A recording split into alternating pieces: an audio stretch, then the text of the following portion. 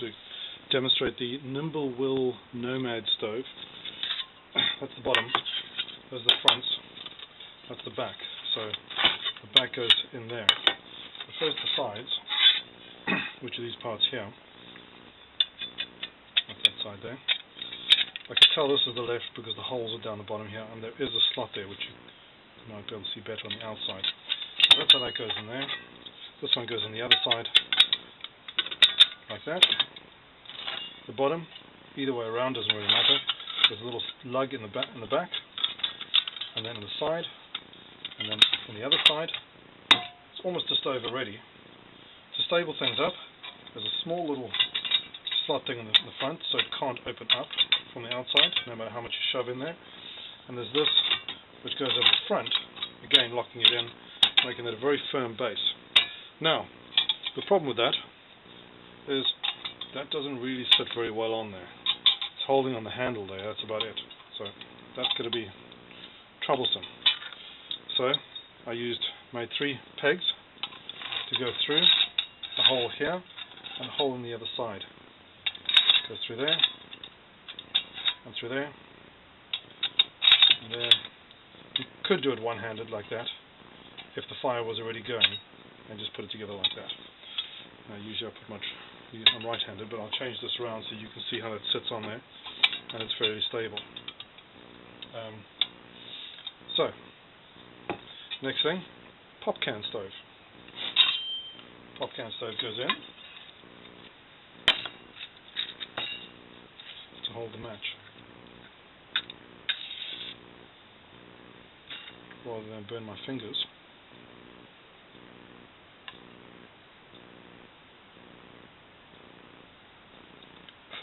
That's definitely burning now. I can actually see the blue flame coming off it. So I'll just push that further in to where I want it, maybe further back there. I'll turn this around so you can see better from the camera's perspective. I'll just check on the camera and you can see it. A little bit closer in.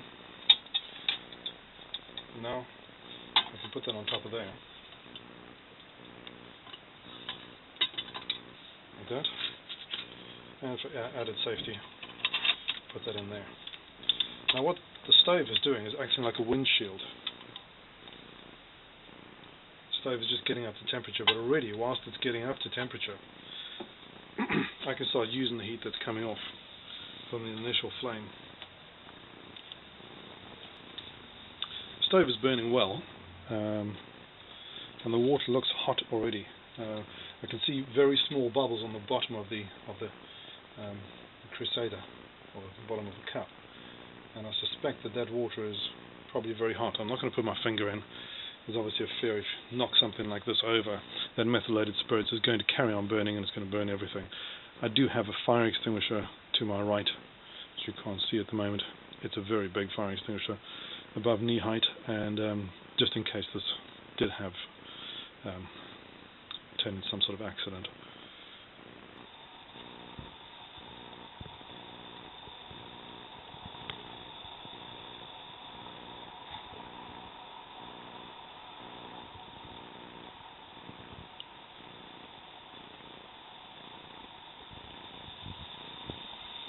Stove still going strong.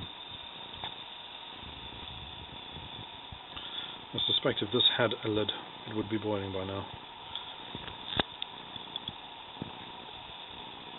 You can hear it starting to cook. The water's starting to cook. It's a good job this is a waterproof camera.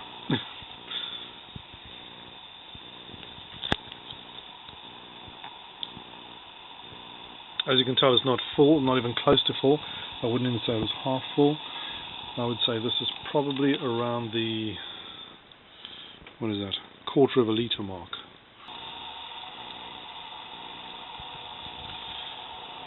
There is, without a doubt, significant flame coming off that stove there, and it really is hot.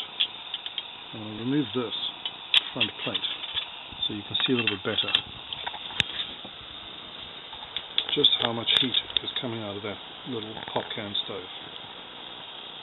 It's really impressive.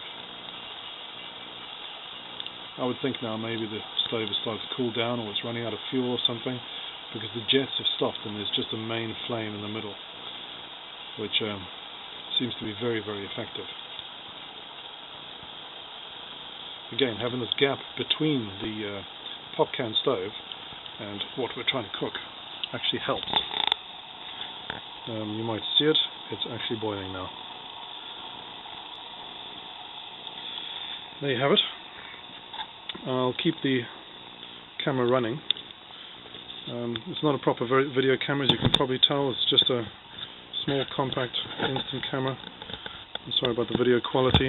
There's probably a buzz on the audio because this thing has a tendency to buzz.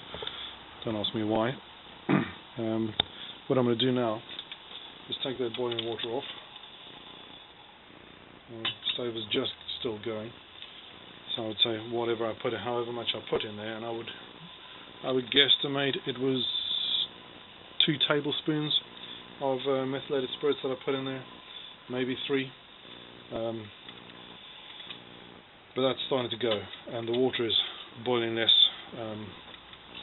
intensely now, so that's probably ready to make a drink with. And now comes the interesting part, which is taking this all apart.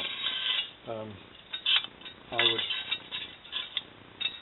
not recommend you muck about with stoves like this, but I want to take this stove apart and I want you to see that, so I'm going to take that out and I'll put it to one side.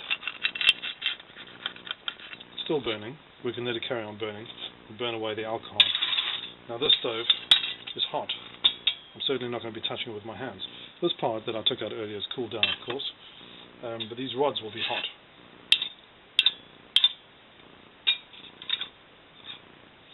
I can start taking the thing apart.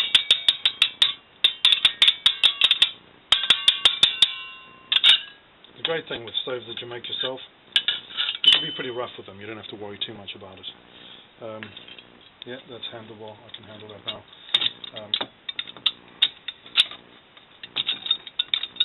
Take that off there. Let those fall out.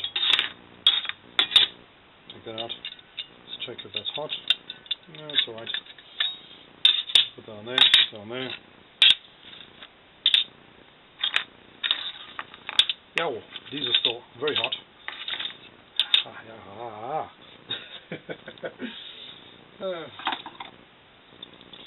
So, use a pair of pliers for now. But that, in a nutshell, is the Nimblewill Nomad stove with a pop can stove, methylated spirits. Please check Natural Bushcraft for instructions on how to make one of these and how to make one of these. The thing I do is I keep my Nimblewill Nomad, that's gone out now, I'm certainly not going to be touching it. My Nimblewill, I found, fits ideally in the rear pocket of a pair of jeans, which I used to make some chalk cloth with. So, this is probably cooled down now, enough for me to be able to handle anyway. And I'll show you how that all fits together.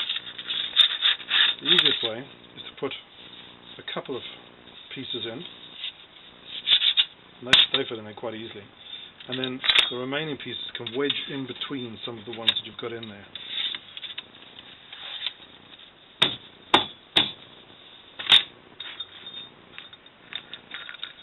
Are these cool down? No, they're relatively cool, but remember these bars have been directly in the flame of the pop can stove, so they are going to be hot. So I'm going to pop them between some plates of metal here. Ow, that's hot. Like that.